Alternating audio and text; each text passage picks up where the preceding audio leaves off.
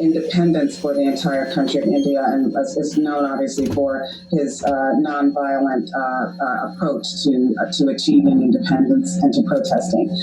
Dr. Ambedkar was a leader of the Dalit movement. He was born into what was then known called as as one of the untouchables, one of the groups that was viewed as untouchable, and he went on to achieve great heights in his education. He actually attended Columbia University, and he got many advanced degrees. And then he returned to lead the movement toward, first of all, the Indian Constitution, but then also continuing to advocate on behalf of his people. And he is one of is an example of how people in India, particularly those who had been assigned to the lowest caste, had been looking and aware of what was going on across the oceans, across continents, of what was going on here in the United States, and made common cause, or recognized the common cause between the plight of the Dalits, formerly known as untouchables, and of African Americans here in this country. So Dr. Ambedkar reached out to W.E.B. Du Bois, who was at that time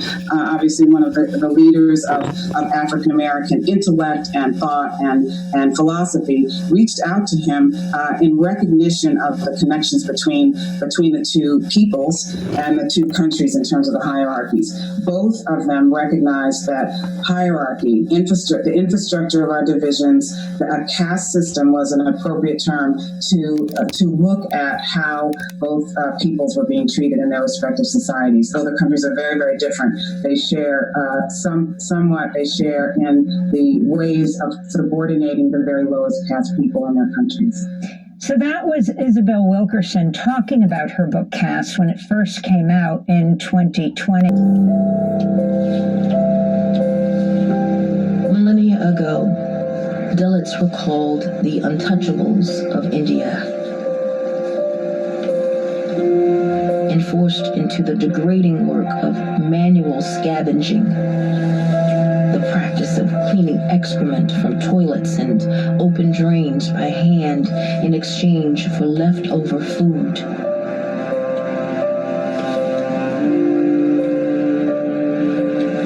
The only thing that they have to protect their bodies is oil, each other, and their prayers. To refuse is to invite severe punishment or death. This persists to this day. From Origin. Chronicles the personal life of Isabel Wilkerson and some of the losses that she shared with me, that she endured during the lead up to writing the book. In a 16-month span, she lost her 3 family members, and was still somehow able to anchor herself in her work and pull herself through. I won't say over, because you never completely get over those losses, but through it to a place where she was able to use her creative output, her kind of intellectual energy to stand in grief in a different way. And a part of that process was a visit to India. It was one of several places she traveled around the world to research the book Caste. I was also, thrilled to have the pleasure to go to India and to shoot those scenes in Delhi, to speak with one of the same scholars that she spoke to, Dr. Suraj Yenge, who plays himself in the film. And he introduced me to a whole world of Dalit intellectuals and activists.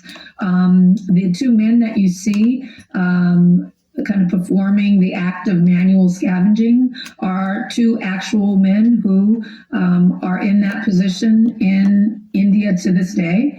They are 2 men who are associated with the advocacy group, and they generously agreed to, do the work on camera. They were wonderful to work with. And just to give context to an American audience, the money that we gave them, that paid them to be performers in the film that day, was more than they make all year in that job.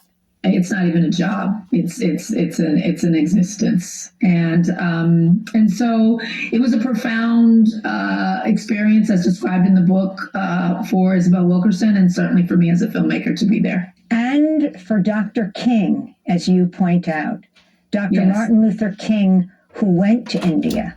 Talk about that part of this connection between the treatment of African Americans in the United States and what he discovered in India. He talked about his realization when he was there in India that he is a lower class American citizen, and talks about the African American experience in context of caste, and it animates his thinking about the Black experience in new ways, which he wrote about and talked about extensively. I did the film Soma, didn't know that. And I've researched Dr. King extensively, knew he had visited India, knew that he had gone there, but never had read or heard about his, what he took from it.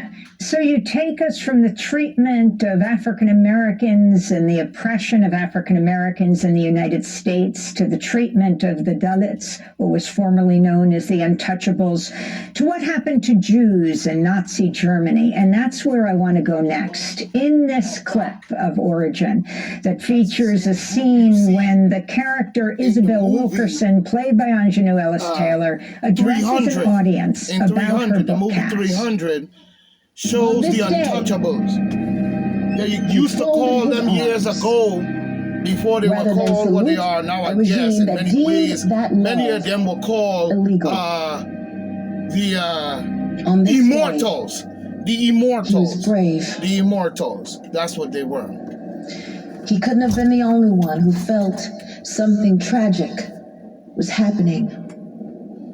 So why was he the only one among the men to not go along that day?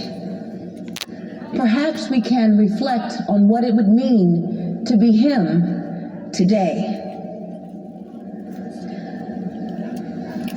I'll leave you with that.